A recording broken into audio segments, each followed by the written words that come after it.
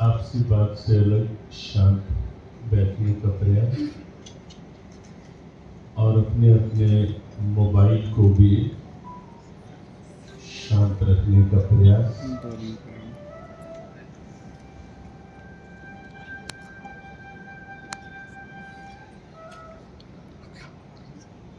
पावन चैत्र मास चल रहा है। हमारी अपनी भारतीय संस्कृति के जो 12 महीने हैं, उन 12 महीनों का प्रथम मास चैत्र मास है। चैत्र मास का शुक्ल पक्ष है और शुक्ल पक्ष जब प्रारंभ हुआ था, आज उसकी एकादशी तिथि है। शुक्ल पक्ष जब प्रारंभ हुआ था, एक विशेष उत्सवीय उल्लास के साथ प्रारंभ हुआ था, क्योंकि चैत्र शुक्ल हमारे अपने नए वर्ष के प्रारंभ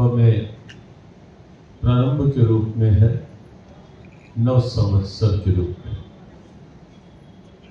उसी मास और उसी पक्ष में नवरात्रों की दिव्यता हम सब ने अनुभव की।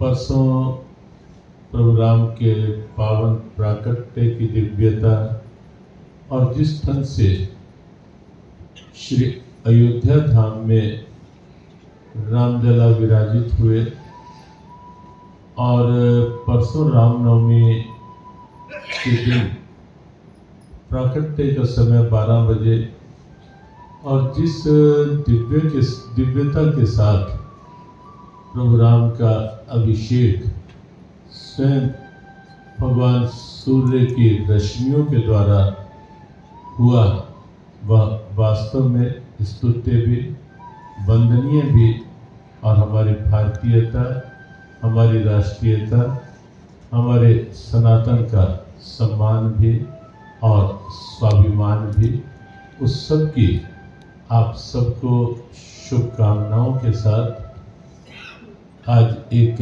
अत्यंत मांगलिक अवसर, मांगलिक उपलक्ष्य यहाँ इस वैश्य महाविद्यालय में यह सभागार, जिसका हमें लगा कि नवनिर्मित है। शिवरतन जी ने बताया कि जीर्णोद्धार ही किया गया है, नए स्वरूप में इसका जो नवीनीकरण किया गया है वो वास्तव में सुंदर, और आज उस रूप में इस सभागार का शुभारंभ है। कुछ शब्द भगवद गीता के सार तत्वों को लेकर के, शैक्षणिक स्थितियों को लेकर के और साथ ही साथ जीवन को लेकर भी। अपनी भारतीय परंपराओं में शिक्षा को कभी भी केवल उतने तक सीमित नहीं रखा गया कि बस पुस्तकीय ज्ञान हो गया, परीक्षा परिणाम आ गया और शिक्षा संपूर्ण हो गई। भारतीय परंपराओं में शिक्षा की संपूर्णता, शिक्षा की समग्रता केवल इतने तक नहीं मानी गई। शिक्षा को जीवन के सर्वांगीण विकास के साथ जोड़ा गया और बहुत आनंद और आह्लाद हो रहा है ये अनुभव यहाँ करके कि हम उस महाविद्यालय में इस समय हैं, शिक्षा के उस केंद्र में इस समय यहाँ उपस्थित है, जो केंद्र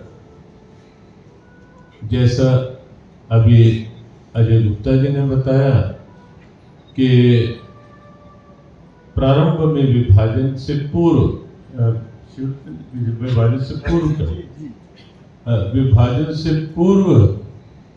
जो गिने चुने अम्बाला में और एक यहाँ दूसरा भिवानी में ये महाविद्यालय स्थापित हुआ और समय समय पर क्योंकि भिवानी प्राय आना होता है कई कार्यक्रमों में, तो यहाँ की इस महाविद्यालय की चर्चा, जानकारी, संकेत मिलते रहते हैं। और हमें लगता है कि शिक्षा के उस समग्र स्वरूप को सामने लाने में जो भारत का गौरव है, इस महाविद्यालय का एक अत्यंत महत्वपूर्ण स्थान रहा है। संकेत चल रहा था कि शिक्षा जीवन का सर्वांगीण विकास है।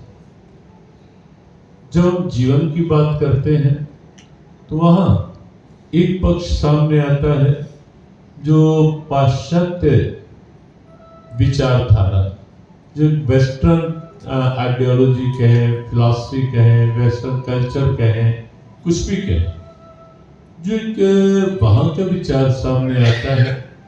वहां क्योंकि जीवन को केवल और केवल ये फिजिकल स्ट्रक्चर माना गया है, ये शारीरिक ढांचा, बस भौतिकवादी विकास और ये शारीरिक ढांचा यही जीवन है, ऐसा पाश्चात्य परंपराओं में रहता है।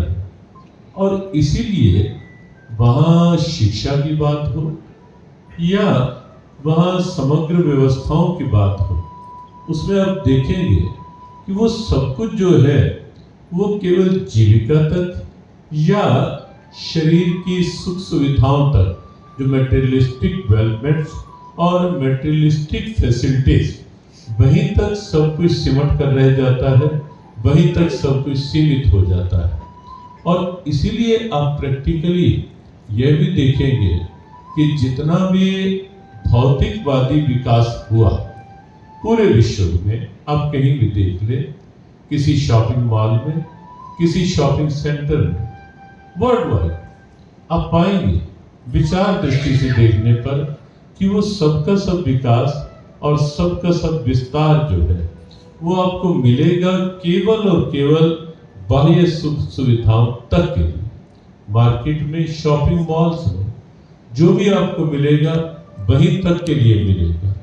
आगे मन में क्या है, मन क्या है, बुद्धि क्या है, और जीवन को जीवन बनाने वाली, जीवन को जीवंत रखने वाली वो चेतना क्या है, और उस चेतना के प्रति उत्साह, उसके प्रति, जीवन के प्रति कैसे उत्साह बने, कैसे जीवन अपने आप में उत्सव बन जाए, कैसे जीवन को जी पाए, कैसे जीवन का समग्र लाभ ले पाए, और हो सके भगवान क्षमता दें तो इस जीवन से अधिकतम लाभ जीवन के माध्यम से दे भी पाए। तो जीवन की गरिमा वहां आकर के प्रकट होती है। लेकिन पाश्चात्य संस्कृति में केवल आपको बताया शरीर और शरीर से संबंधित सब कुछ वहीं तक सीमित, लेकिन अपनी भारतीय मनीषा, भारतीय विचारधारा, भारतीय संस्कृति, जिसका प्रतिनिधि ग्रंथ भगवत गीता बिल्कुल सरल भावों के साथ भारतीय मनीषा ये मानती है कि जीवन केवल यही नहीं जो दिख रहा है, इससे आगे मन है। आपके विचार कैसे? भगवत गीता ने कहा इंद्रियान प्राण्याहुर इंद्रियेभ्यः परम मनः मनसस्तु पराबुद्धि यो बुद्धे परतस्तु सा। ये भगवत गीता के 3 अध्याय के अंतिम से पूर्व का श्लोक है। इंद्रियां, सेंसेस ऑफ द बॉडी, जो दिख रही है, सामने है, और जिनको संतुष्ट करने के लिए प्राय मनुष्य पूरा जीवन निकाल देता है तो भी इंद्रियां संतुष्ट नहीं होती। गीता ने कहा ये जीवन का एक बाह्य भाव है। उसके बाद आगे इंद्रियेभ्यः परम मनः, इंद्रियों से आगे मन है।